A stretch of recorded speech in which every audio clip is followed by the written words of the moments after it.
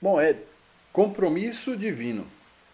Levíticos 23 apresenta o que normalmente se conhece por festas de Israel. Na verdade, nem todas as convocações instituídas pelo próprio Deus a Moisés são exatamente festivas. A palavra original é moed, que significa solenidade, tempo determinado, período sagrado, compromisso divino. Encontramos uma vasta quantidade de referências ao tempo determinado ou até mesmo o dia, como se tudo seguisse um calendário pré-determinado. E essa é a ideia, expor a sequência dos moedes de Levítico 23 como o calendário profético de Deus cumprido ou a cumprir por Jesus.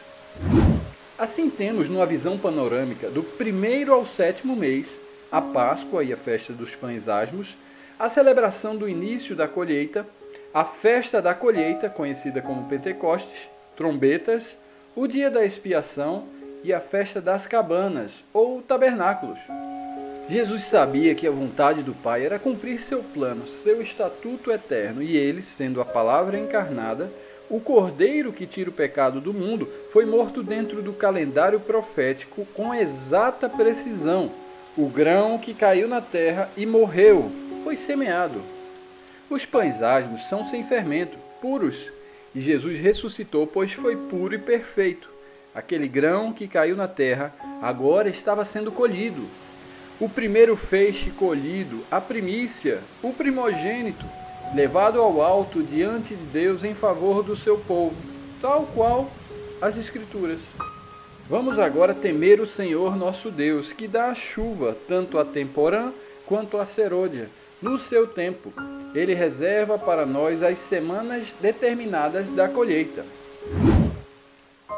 Era necessário que Jesus fosse para que as primeiras chuvas pudessem vir, as chuvas de outono, e assim germinar as demais sementes, pois o homem é como a erva do campo e precisa estar plantado junto às águas para dar seu fruto na estação apropriada.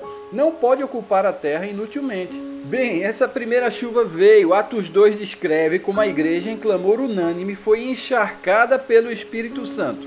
E que celebração estava marcada no calendário judeu? Pentecostes, oh glória, tudo no tempo e modo de Deus. Então Atos 2 cita Joel 2 como a revelação do que estava se cumprindo naquele momento. Mas Joel traz mais detalhes de um cataclismo que não aconteceu ainda. E assim fica a pergunta, foi cumprida a profecia de Joel 2 em Pentecostes ou não?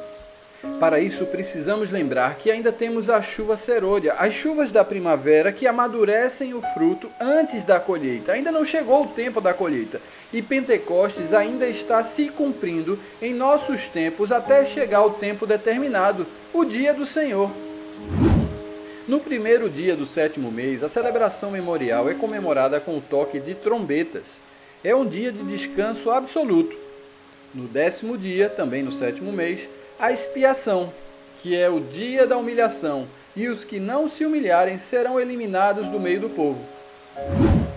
No 15º dia do sétimo mês, começa a celebração das cabanas, ou tabernáculos.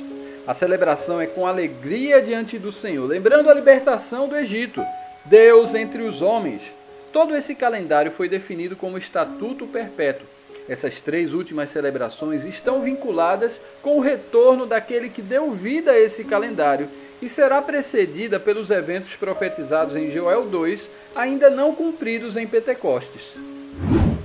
Embora saibamos que só o Pai conhece o dia e hora, Ele nos permite discernir os tempos para guardar com temor, paciência e perseverança até a colheita. Sim, ainda estamos semeando. O semeador discerne as estações, espera pacientemente a chuva, tanto a de outono como a de primavera, e com expectativa aguarda o amadurecimento da sua preciosa colheita. Por isso, seja você também paciente, se fortaleça em seu coração, pois a vinda do Senhor está próxima.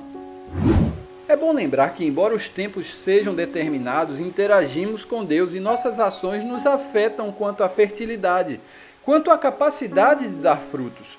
Somos regenerados não de uma semente corruptível, mas da incorruptível, pela palavra de Deus. E essa semente precisa de cultivo, de culto, entende?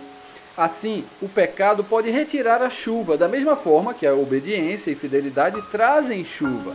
Temos o privilégio de ter um Pai que sabe dar boas coisas, e se pedirmos, Ele nos dará sem medida do melhor que Ele pode nos conceder, seu Espírito. Ah, como precisamos conhecer o Senhor, busquemos conhecê-lo, Ele nos responderá tão certo como chega o amanhecer ou vem as chuvas da primavera.